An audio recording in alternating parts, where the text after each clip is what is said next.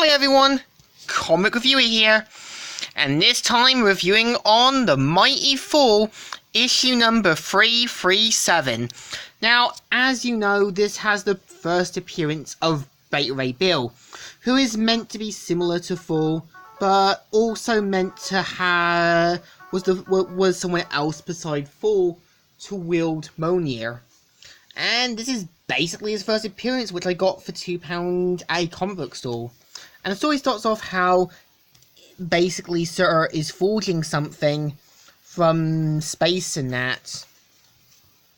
And basically manages to bring the hammer down that causes a big explosion.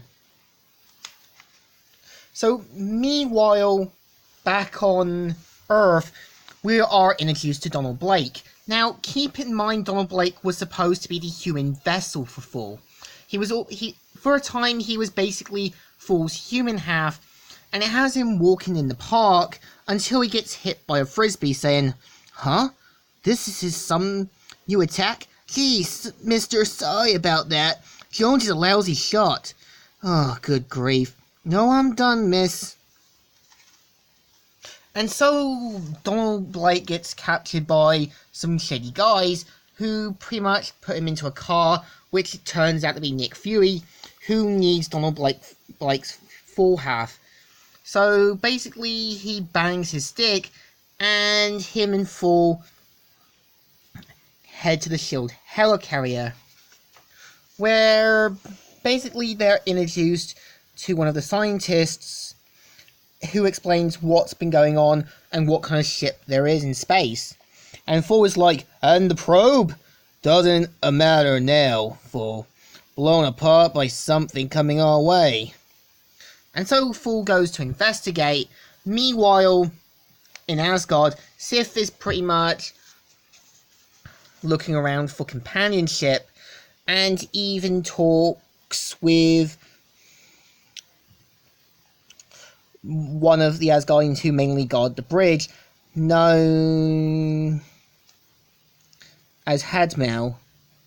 So meanwhile, Thor is basically surfing around and finding the spaceship, where it ends up firing at him and says, "By the golden spies of Asgard, all energy bolts of pure force." And so he throws his hammer into the ship and does some investigating. What's actually interesting, this is actually the comic was actually adapted for an episode of Avengers Earth's Mightiest Heroes. So meanwhile, Loki is pretty much in his domain looking around, and much like how there's fox hunting, there's troll hunting in Asgard. And the troll finds a safe spot, but one of the Asgardians, known as Laurel, pretty much seduces the troll, and Loki and that talk, well, them pretty much congratulating Laurel for her job, but they do point out that Loki's dangerous in that, but Loki says, "Nor will you, safe is if Odin learns of this hunt. Leave us and forget what has happened here." And meanwhile, Thor gets bashed by Beta Ray Bill, who says, "Rise up, demon. You have punished me only to find death. And when I am through with you, you will welcome it. I am called Beta Ray Bill." So basically, he believes that Thor's a demon, and both exchange blows and everything else. And Beta Ray Bill surprisingly gets defeated by Thor, but something happens. He turns back to Donald Blake, where Beta Ray Bill says, "You do nothing, demon. You may have consumed your shape, but it certainly seems ill suited for combat." So pretty much it's turned out that the ship has crash landed on Earth, and Beta Ray Bill picks up Thor's cane and becomes becomes his own version of Thor.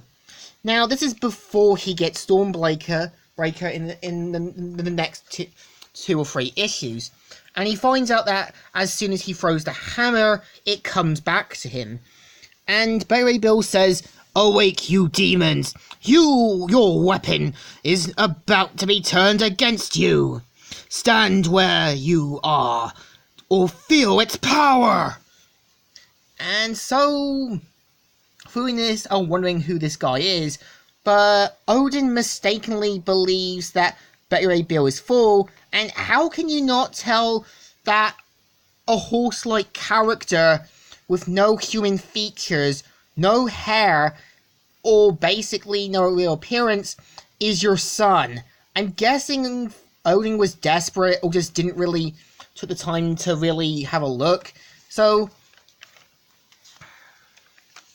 he transports Betty Ray Bill back to Asgard, and Fury and Nat see Donald Blake coming out of the wreckage, and Donald Blake asking for his father to come back for him, and says, "Father!" And yeah, this is the story. So, what do I think of issue 337? It's definitely not a bad issue. It shows that there are other people worthy of Thor's hammer, but it's also meant to show that Betty Ray Bill was always going to be the first one worthy next to Captain America. And the story was adapted for the 2012 Avengers cartoon.